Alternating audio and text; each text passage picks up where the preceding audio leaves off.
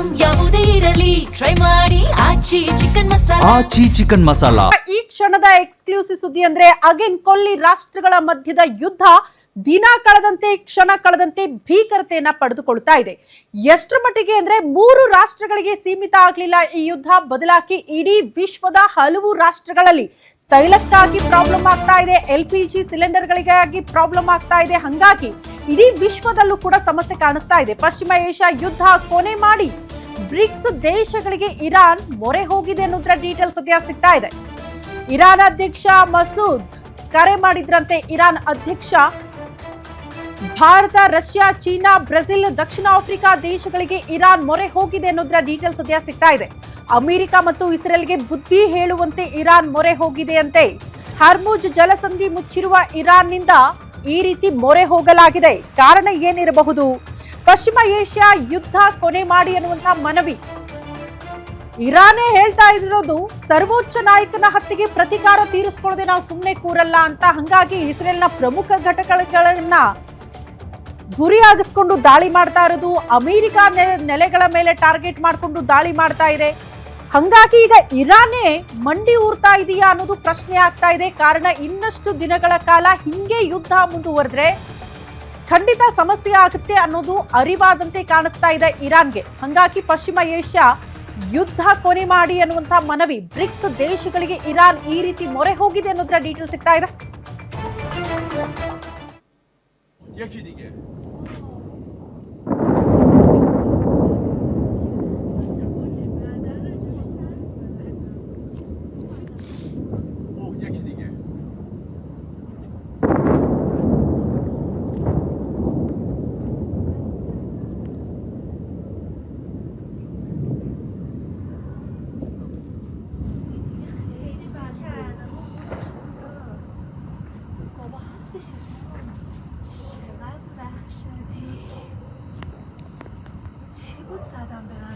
بالای این مجتمع نوبنیاده دیگه این چراغ‌ها. فکر میکنم اگه اوه یکی دیگه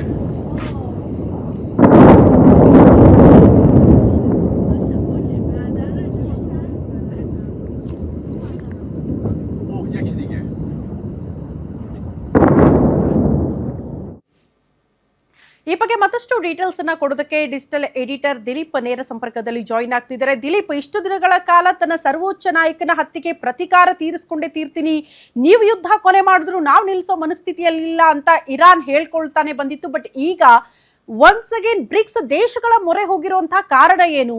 ಅಂದ್ರೆ ಶಾಂತಿ ಒಪ್ಪಂದ ಬಯಸ್ತಾ ಇದೆಯಾ ಇರಾನ್ ಅನ್ನೋದು ಪ್ರಶ್ನೆ ಆಗ್ತಾ ಇದೆ. ಹೌದು ಶ್ರುತಿ, ಏನಂದರೆ ಡೊನಾಲ್ಡ್ ಟ್ರಂಪ್ ಅವರು 24 ಗಂಟೆಗಳ ಏನೊಂದು 48 ಗಂಟೆಗಳ ಡೆಡ್ಲೈನ್ ಏನು ಕೊಟ್ಟಿದ್ದಾರೆ ಅಂದರೆ 2 ದಿನಗಳ ಡೆಡ್ಲೈನ್. ಈ ಡೆಡ್ಲೈನ್ ಒಳಗಡೆ ಹರ್ಮುಜ್ ಜಲಸಂಧಿಯನ್ನು ಓಪನ್ ಅಪ್ ಮಾಡಬೇಕು. ಹರ್ಮುಜ್ ಜಲಸಂಧಿ ಯುದ್ಧಕ್ಕೆ ಮೊದಲು ಯಾವ ರೀತಿ ಇತ್ತೋ ಆ ರೀತಿ ಹಡಗುಗಳ ಸುಗಮ ಸಂಚಾರಕ್ಕೆ ಅವಕಾಶ ಮಾಡಿಕೊಡ್ಬೇಕು. ಈ ಮೂಲಕ ಜಾಗತಿಕವಾಗಿ ತೈಲ ಮತ್ತು ಏನೊಂದು LPG ಅನಿಲ ಏನಿದೆ ಅದರ ಒಂದು ಸಾಗಾಟಕ್ಕೆ ಅನುವು ಮಾಡಿಕೊಡ್ಬೇಕು ಅಂತ ಹೇಳ್ಬಿಟ್ಟು ಏನೊಂದು ಅಮೆರಿಕ ಅಧ್ಯಕ್ಷ ಡೊನಾಲ್ಡ್ ಟ್ರಂಪ್ ಷರತ್ತು ವಿಧಿಸಿದ್ದಾರೆ. ಒಂದು ವೇಳೆ ಈ ಷರತ್ತನ್ನು ಇರಾನ್ ಪಾಲನೆ ಮಾಡದಿದ್ದಲ್ಲಿ ಇರಾನ್ನ ಇಂಧನ ಮೂಲಗಳೇನಿದೆ ಅದು ಕರ್ಗ್ ಐಲ್ಯಾಂಡ್ ಇರ್ಬೋದು, ಕರ್ಗ್ ದ್ವೀಪ ಏನಿದೆ ಆ ಕರ್ಗ್ ದ್ವೀಪದಲ್ಲಿ 90% ಇರಾನ್ನ ಏನೆಲ್ಲ ಅನಿಲ ಮತ್ತು LPG ರಫ್ತಾಗುತ್ತೆ ಅದು 90% ಅಲ್ಲಿಂದನೇ ರಫ್ತಾಗುತ್ತೆ. ಆ ಕರ್ಗ್ ದ್ವೀಪವನ್ನು ಕೈವಶ ಮಾಡಿಕೊಳ್ಳೋದಕ್ಕೆ ಅಮೆರಿಕ ಅಧ್ಯಕ್ಷ ಡೊನಾಲ್ಡ್ ಟ್ರಂಪ್ ಮುಂದಾಗಿದ್ದಾರೆ. ಜೊತೆಗೆ ಇರಾನ್ನಲ್ಲಿ ಏನು ಅಣುವಿದ್ಯುತ್ ತಯಾರಿಕೆ ಮಾಡ್ತಾರೆ, ಅಣುವಿದ್ಯುತ್ ತಯಾರಿಕಾ ಸ್ಥಾವರಗಳನ್ನು ಧ್ವಂಸ ಮಾಡೋದಕ್ಕೆ ಮುಂದಾಗಿದ್ದಾರೆ. ಜೊತೆಯಲ್ಲೇ ಅಣು ಸಂಸ್ಕರಣಾ ಘಟಕಗಳನ್ನು ಈಗಾಗಲೇ ಧ್ವಂಸ ಮಾಡಲಾಗಿದೆ. ಈ ಹಿನ್ನೆಲೆಯಲ್ಲಿ ಒಂದು ವೇಳೆ 48 ಗಂಟೆಗಳ ಒಳಗೆ ಇರಾನ್ ಮಂಡಿ ಊರ್ದಲೇ ಇದ್ದರೆ ಅಮೆರಿಕ ಅಧ್ಯಕ್ಷ ಡೊನಾಲ್ಡ್ ಟ್ರಂಪ್ ಹಾಗೂ ಏನು ಈ ಇಸ್ರೇಲ್ನ ಪ್ರಧಾನಿ ಇದ್ದಾರೆ ಬೆಂಜಮಿನ್ ನೆತನ್ಯಾಹು ಅವರು ತಮ್ಮ ಸೇನೆಗೆ ದೊಡ್ಡ ಮಟ್ಟದ ದಾಳಿಗಳನ್ನು ನಡೆಸೋದಕ್ಕೆ ಆದೇಶ ಕೊಡೋ ಸೂಚನೆ ಇದೆ. ಈ ಹಿನ್ನೆಲೆಯಲ್ಲಿ ಬ್ರಿಕ್ಸ್ ದೇಶಗಳ ಮೊರೆ ಹೋಗಿದ್ದಾರೆ. ಇಲ್ಲಿ ಬ್ರಿಕ್ಸ್ ದೇಶಗಳ ಮೊರೆ ಹೋಗಿರೋದು ಆರ್ಥಿಕವಾಗಿ ತುಂಬ ಇಂಪಾರ್ಟೆಂಟ್ ಅಂತ ಹೇಳ್ಬೋದು. ಯಾಕೆಂದರೆ ಅಮೇರಿಕಾ, ರಷ್ಯಾ ಇರ್ಬೋದು, ಚೀನಾ, ಭಾರತ, ದಕ್ಷಿಣ ಆಫ್ರಿಕಾ ಅವೆಲ್ಲವೂ ದೊಡ್ಡ ದೊಡ್ಡ ದೇಶಗಳು. ಈವನ್ ಬ್ರೆಜಿಲ್ ಕೂಡ. ಈ 5 ದೇಶಗಳು ಬ್ರಿಕ್ಸ್ ದೇಶಗಳು ತುಂಬ ದೊಡ್ಡ ದೊಡ್ಡ ರಾಷ್ಟ್ರಗಳಾಗಿದ್ದು ಈ ರಾಷ್ಟ್ರಗಳು ವಿಶ್ವದ ಆರ್ಥಿಕತೆಗೆ ತುಂಬ ದೊಡ್ಡ ಗಣನೀಯ ಕೊಡುಗೆಯನ್ನು ಕೊಡ್ತವೆ. ಒಂದು ವೇಳೆ ಈ ರಾಷ್ಟ್ರಗಳೇನಾದರೂ ಅಮೇರಿಕ ಮೇಲೆ ಒತ್ತಡ ಇರಿದ್ರೆ ಅಮೇರಿಕ ಈ ಒಂದು ಆಗ್ರಹಕ್ಕೆ ಮಣಿಯಲೇಬೇಕು. ಈ ಒಂದು ವಿಚಾರ ಇರಾನಿಗೆ ತುಂಬ ಚೆನ್ನಾಗಿ ಗೊತ್ತಿದೆ. ಹಾಗಾಗಿ ವಿಶ್ವದ ಏನು 2ನೇ ಅತಿ ದೊಡ್ಡ ಆರ್ಥಿಕತೆಯ ರಾಷ್ಟ್ರ ಚೀನಾ ಇರ್ಬೋದು, ವಿಶ್ವದ ಅತಿ ದೊಡ್ಡ ದೇಶ ರಷ್ಯಾ ಇರ್ಬೋದು, ಜೊತೆಗೆ ಆರ್ಥಿಕತೆಯಲ್ಲಿ 4ನೇ ಸ್ಥಾನದಲ್ಲಿರೋ ಭಾರತ ಇರ್ಬೋದು, ಜೊತೆಗೆ ಏನೊಂದು ಆರ್ಥಿಕವಾಗಿ ಅತಿ ದೊಡ್ಡ ಶಕ್ತಿಯಾಗಿ ಹೊರಹೊಮ್ಮುತ್ತಿರುವಂಥ ಬ್ರೆಜಿಲ್ ಇರ್ಬೋದು, ದಕ್ಷಿಣ ಆಫ್ರಿಕಾ ಇರ್ಬೋದು, ಈ ಎಲ್ಲ ರಾಷ್ಟ್ರಗಳು ಅಮೆರಿಕ ಮೇಲೆ ಒತ್ತಡ ಇರ್ಬೋದು. ಜೊತೆಗೆ ಎಲ್ಲ ರಾಷ್ಟ್ರಗಳ ಒಂದು ಬ್ರಿಕ್ಸ್ ಒಕ್ಕೂಟ ಏನಿದೆ, ಬ್ರಿಕ್ಸ್ ಒಕ್ಕೂಟ ಅಮೆರಿಕದ ಡಾಲರ್ಗೆ ಪರ್ಯಾಯವಾಗಿ ಬ್ರಿಕ್ಸ್ ಕರೆನ್ಸಿಯನ್ನೇ ಮಾಡಕ್ಕೆ ಹೊರಟಿರೋವಂಥ ಶಕ್ತಿಶಾಲಿ ರಾಷ್ಟ್ರಗಳು. ಈ ರಾಷ್ಟ್ರಗಳೇನಾದರೂ ಅಮೆರಿಕಾಗೆ ಒತ್ತಡ ಇರಿದ್ರೆ ಆಗ ಇರಾನ್ನ ಬಿಡ್ಬೋದು ಅಂತ. ಇರಾನ್ ಈ ಹಿಂದೆ ವಿಧಿಸಿದ್ದಂಥ 3 ಷರತ್ತುಗಳನ್ನು ಇಲ್ಲಿ ನೆನಪಿಸ್ಕೊಬೋದು. ಒಂದು, ನಮ್ಮ ಮೇಲೆ ಭವಿಷ್ಯದಲ್ಲಿ ದಾಳಿ ಮಾಡಬೇಡಿ, ಈವರೆಗೂ ದಾಳಿ ಮಾಡಿರೋದಕ್ಕೆ ಪರಿಹಾರ ಕೊಡಿ, ಮತ್ತು ನಮ್ಮ ಏನೊಂದು ಇಸ್ಲಾಮಿಕ್ ಆಡಳಿತ ಇದೆ ಅದಕ್ಕೆ ಮಾನ್ಯತೆ ಕೊಡಿ ಅಂತ.